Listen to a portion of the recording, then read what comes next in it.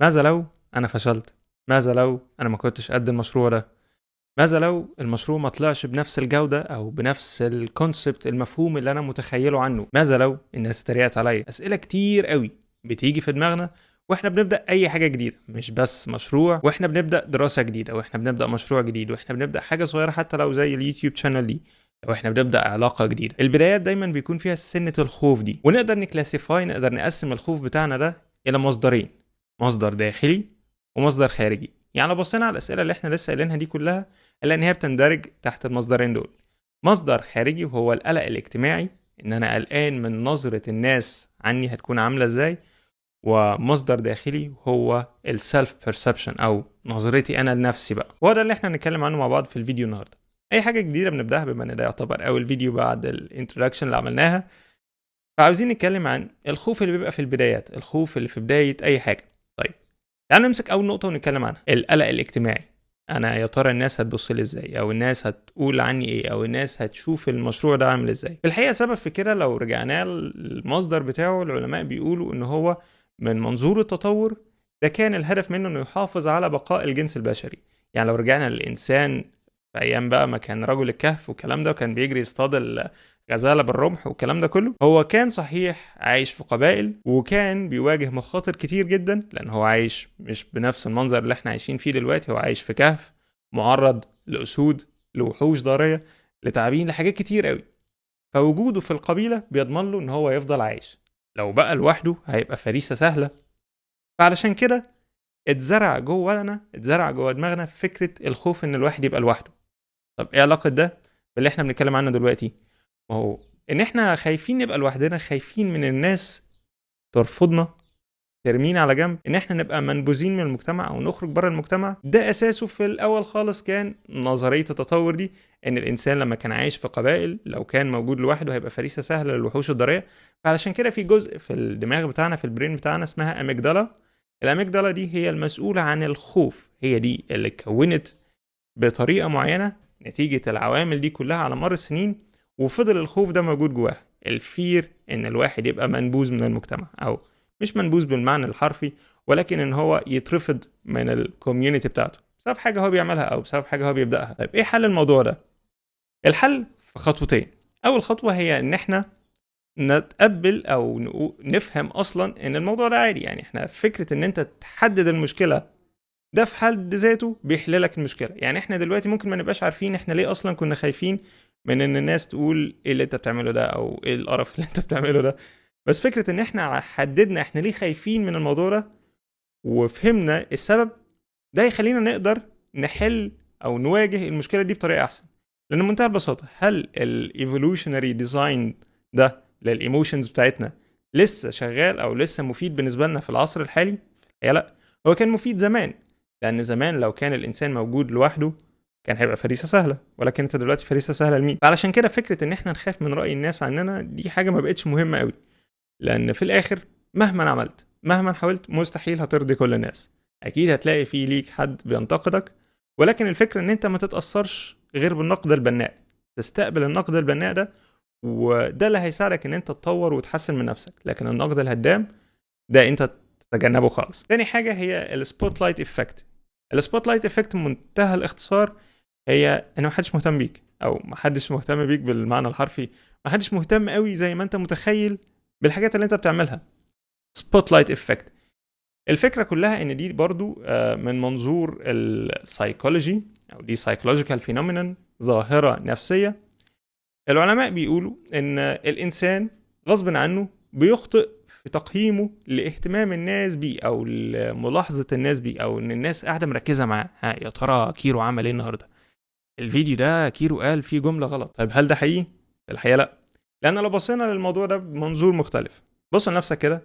في كام مرة انت مثلا قعدت تركز مع اصحابك ومسكت واحد واحد وانت قاعد بالليل، لما نشوف صحابي بقى، ده فلان بدأ مشروع وفتح مكتبة وبيبيع دباديب فيها برضو. دباديب ايه دلوقتي؟ ايه اللي بيعمله ده؟ ده فلان فتح شركة والشركة بتاعته ما اشتغلتش كويس. ايه ده شخص فاشل قوي. هل احنا بنقعد نعمل كده ونمسك واحد واحد في اصحابنا ونقعد بقى نقيمهم ونشوف هم عملوا ايه؟ هتلاقي ان انت تفكيرك في اصحابك او تفكيرك في الناس من حواليك قليل قوي. وبنفس الفكرة بما ان انت بتفكر في الناس او ان انت بتحاسب الناس او ان انت بتلاحظ الناس بنسب قليلة، هتلاقي هما كمان بيلاحظوك بنسب قليلة. ولكن المشكلة ان احنا دايما بما ان احنا فاكرين نفسنا السنتر اوف اور اون وورلد، احنا مصدر او احنا مركز عالمنا الشخصي، فغالبا ما بنبروجكت الفكرة دي كمان على الناس من حوالينا. يعني بنسقط او بنشوف ان احنا كمان مصدر او السورس او احنا الاساس بتاع العالم كله بقى، بتاع عوالم الناس كمان من حوالينا. فدي فكرة مش صح. علشان كده إلينور روزفلت اللي هي كانت سيدة أمريكا الأولى سنة 1933 ل 1945، يعني كانت مرات الرئيس، قالت كوت حلو قوي. الكوت بيقول you wouldn't worry so much about what others think of you if you realized how seldom they do. بمعنى تاني، انت مش هتخاف من وجهة نظر الناس فيك او قد ايه الناس بتفكر فيك لو انت فعليا عرفت هم قد ايه اصلا بيفكروا فيك. how seldom يعني قد ايه بيفكروا فيك بشكل قليل. لو انت مش مصدر او المنبع او اللي هو السنتر بتاع عالمهم، انت السنتر بتاع عالمك، انت السنتر اوف يور اون وورلد، ولكن مش انت المحور بتاع عوالم الناس كلها من حواليك. ركز مع نفسك. تاني حاجة هي السلف بيرسبشن او منظوري انا بقى عن نفسي، ودي نقدر نقسمها لثلاث حاجات. اول حاجة السلف داوت او اللي هو ان انت شاكك في نفسك او شايف نفسك مش كفء كفاية، او على الناحية التانية انت عاوز الحاجة تطلع سوبر كواليتي، عاوز بيرفكت من اول مرة، فانت بيرفكشنست. او تالت حاجة fear of failure. غالبا دول الثلاث حاجات اللي هنلاقي المنظور بتاعنا او تفكيرنا عن نفسنا بيعوقنا او بيخوفنا من بداية حاجة جديدة. فكرة مثلا ان احنا بنقول يا ترى هل انا هكون قد البروجكت ده او هل انا هعرف اهندل البروجكت ده، دي مش هتيجي من اول مرة. بمعنى تاني، انت مستحيل تكونكت الدوتس بتاعتك من البداية لقدام، يعني مستحيل تكونكت الدوتس فورورد. ولكن فكرة ان انت تبدأ اصلا ده هيديلك set of skills تساعدك، حتى لو انت مش عارف دلوقتي set of skills دي هتفيدك في ايه، ولكن مع الوقت هتلاقي الصورة بتتضح معاك، وهتلاقي ان انت بدأت توظف الset of skills اللي انت اكتسبتها علشان already بدأت توظف الset of skills دي في المكان المناسب ليها. وده اللي ستيف جوبز قاله في الكود بتاعه: you can connect the dots looking forward, you can only connect them looking backward, so you have to trust that dots will somehow connect in your future. يعني تعالوا ناخد مثلا اكزامبل وهي الكيس بتاعتي. انا اول ما بدات مثلا في 2017 بدات اتعلم تصوير، بدات اتعلم مونتاج، بدات اتعلم ازاي اعمل ويب سايتس كودينج شويه، بس اللي هي البيزك لانجوج HTML و CSS. بدات اتعلم ازاي اعمل ويب سايتس، ازاي ديزاين ويب سايتس. خطوه بخطوه بدات اجمع الدوتس دي لحد ما في 2020 بدات المشروع بتاعي اللي هو ثانولوجي. فكره ان انا اعمل ويب سايت ادرس فيه بيولوجي الاولى وثانيه وثالثه ثانوي واي جي كمان.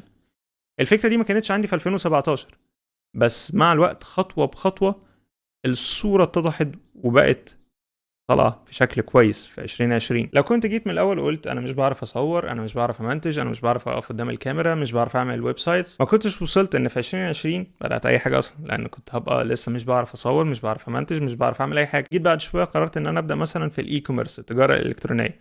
عملت ويب سايت وجبت برودكتس، جبت منتجات وبدات ابيع اونلاين. صحيح هو المشروع ده ما نجحش في الاخر وما كملناش فيه، ولكن اتعلمت منه الماركتنج، اتعلمت كويس قوي ازاي اعمل ماركتنج، الاستراتيجيز المختلفه والتكنيكس والبلاتفورمز المختلفه للماركتنج. وده ياخدنا لتاني نقطه، وهي ان لو انت خايف من الفشل فالفشل هو مش نهايه العالم. الفشل فعليا هو واحد من اهم الخطوات علشان توصل للنجاح. يعني لو انت ما فشلتش يبقى انت ما جربتش، وده اللي قاله ألبرت اينشتاين: if you haven't failed then you haven't tried anything new. لو انت ما فشلتش يبقى انت مش بتجرب اي حاجه جديده، وطول ما انت مش بتجرب اي حاجه جديده مش هتوصل لاي حاجه جديده. لان ما تتوقعش ان انت تعمل نفس الافعال وتستنى مردود مختلف. مثلا انت عاوز تطور من حياتك، عاوز مثلا يكون ليك دخل اكبر، عاوز مثلا تشتغل في شغلانه احسن، عاوز تسافر بره، عاوز تعمل حاجه جديده، يبقى لازم تجرب حاجه جديده.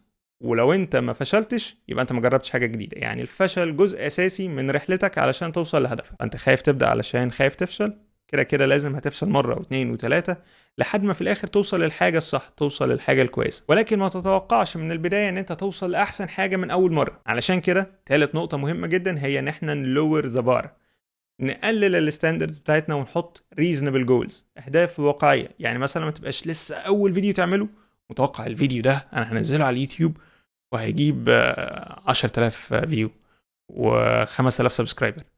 والناس كلها هتعرفني وهيبتدوا يكلموني وهيجي لي ديلز من شركات كبيره. دي اهداف كلها مش واقعيه، ولما انت مش هتوصل لها هتقول شكل الموضوع مش ناجح ولا ايه، هو انا مش عارف اشتغل فيه ولا ايه، هي ليه مش ماشيه معايا كويس، وتبتدي بقى تدخل الافكار السلبيه دي. يبقى من البدايه حط لنفسك ستاندردز او اهداف واقعيه علشان تقدر تحققها، وبالطريقه دي انت تكون ظبطت الثلاث نقط اللي احنا اتكلمنا عنهم فوق. انت خايف من الفشل، لو حطيت اهداف واقعيه غالبا ما هتنجح فيها. شايف نفسك مش كفء كفايه، لو حطيت اهداف واقعيه وقللت البار في البدايه هتلاقي ان انت عرفت تميت، عرفت توصل للستاندردز بتاعتك دي، لان انت تمام انا بعرف اعمل فيديوهات هي كويس. عاوز الحاجه تطلع بيرفكت من اول مره، صعب ان هي تطلع بيرفكت من اول مره. فلما مش هتطلع بيرفكت من اول مره هتقول لا خلاص دي مش نافعه، فان انت تقلل او تلور ذا بار هيساعدك برضو في نقطه البرفكشنزم. فعلشان كده اول حاجه ان احنا لما هنقلل البار احنا بنجيت جوينج، ابدا. الخطوه الثانيه هي ان انت تبتدي تحسن. عملت فيديو، الثاني، الثالث، في الرابع، في الخامس، كل فيديو هيكون احسن من اللي قبله شويه. ابدا حسن، بعد كده طور. ابدا حسن طور بقى ان انت هتبتدي تعمل سيستمز. مش كل حاجه انت هتحتاج تعملها بنفسك، في حاجات مثلا هتبتدي تديها لحد يعملها، زي مثلا انت دلوقتي وصلت الليفل في الشغل بتاعك ان انت وقتك مش كافي او مش سامح ان انت تقعد تedit تعمل مونتاج لنفسك، خلي حد يعمل لك الحوار ده. وقتك مش كافي ان انت تقعد تعمل الترانسكريبت وتكتب الفيديو بتاعك وتنزله كبلوج، ادي حد يعمل الشغلانه دي. ابتدي طور واعمل سيستمز، وده اللي الشركات الكبيره كلها بتشتغل بيه. شوف كده ماكدونالدز مثلا، ستاربكس، اي شركه كبيره من الشركات الكبيره دي، لو رحت لاي فرع في العالم هتلاقي الفروع كلها زي بعض. ليه؟